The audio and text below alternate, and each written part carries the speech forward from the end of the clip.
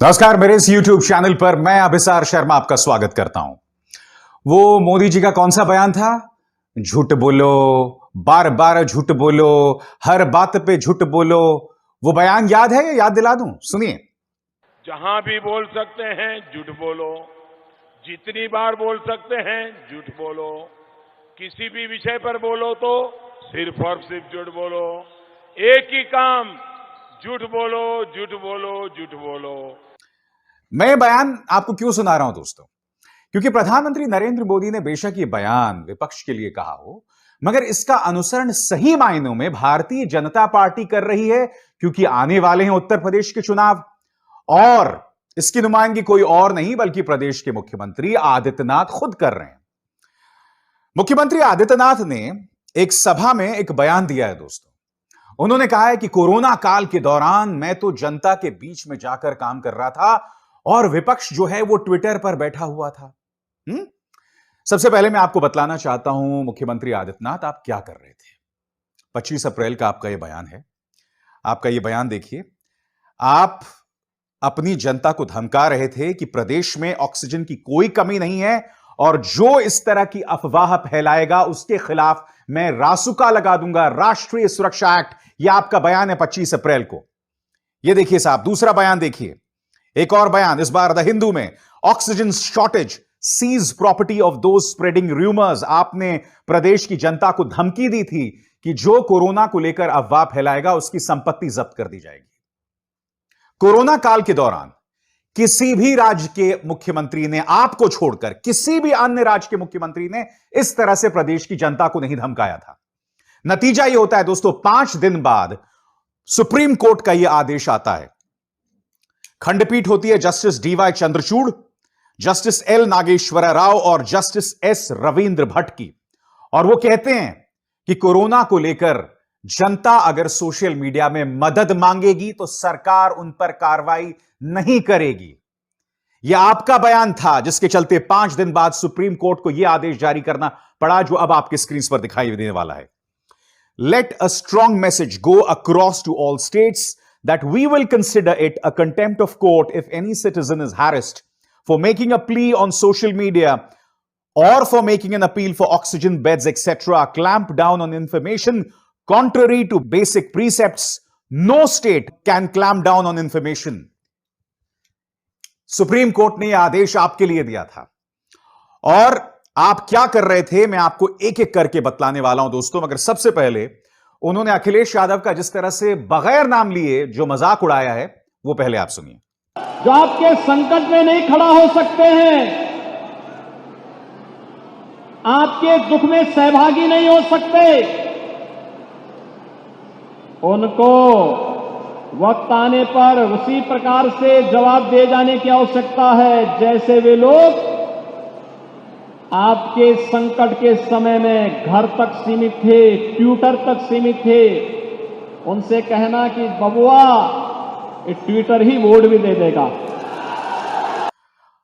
अब मैं उत्तर प्रदेश सरकार की हकीकत आपके सामने पेश कर रहा हूं। उस शख्स का नाम था शशांक यादव। उस शख्स ने अपने नाना के लिए ऑक्सीजन टैंक की अपील की थी और आप जानते हैं सिर्फ इस अपील करने के लिए उत्तर प्रदेश सरकार ने, यूपी पुलिस ने उस पर किन धाराओं में केस कर दिया था? Section 3 disobedience to a public servant during pandemic epidemic disease act 1897, section 54 spread of fake information of the disaster management act. यही नहीं दोस्तों, आपके स्क्रीन पर पत्रकार आरफा खानम शेरवानी ने शशांक यादव की सिर्फ इस अपील को सोशल मीडिया पर डाला था, ट्विटर पर डाला था, मगर इनके खिलाफ कार्रवाई की धमकी दे डाली गई थी। बावजूद इसके कि सुप्रीम कोर्ट ने आदेश दिया था कि जो लोग मदद मांगेंगे आप उनके खिलाफ कार्रवाई नहीं कर सकते। और सिर्फ यही एक बात नहीं थी दोस्तों, शशांक यादव वाला मामला नहीं था। आपके स्क्रीन पर दुर्गेश सिंह नाम के एक पत्रकार ने यह अपने फेसबुक हैंडल पर डाला था और यह खबर उन्होंने अमर उजाला के और एएनआई के हवाले से दी थी।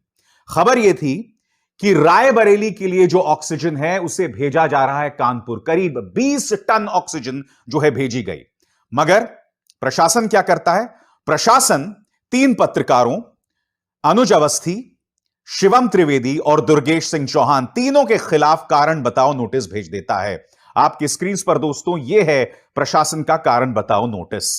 अब मैं आपसे पूछना चाहता हूं, जब प्रदेश में हाहाकार मचा हुआ था कोरोना के लिए, आपकी सरकार तो लोगों के खिलाफ एफआईआर दर्ज कर रही थी, उनको धमका रही थी।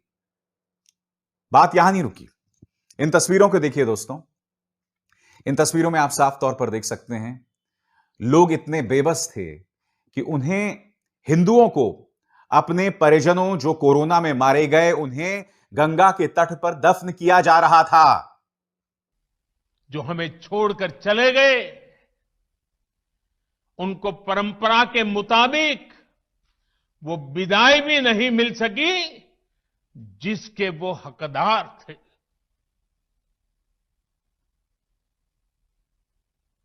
जितना हम उस समय के बारे में सोचते हैं, मन सिहर जाता है। मगर इस तस्वीर को भी जनता से छुपाया जा रहा था।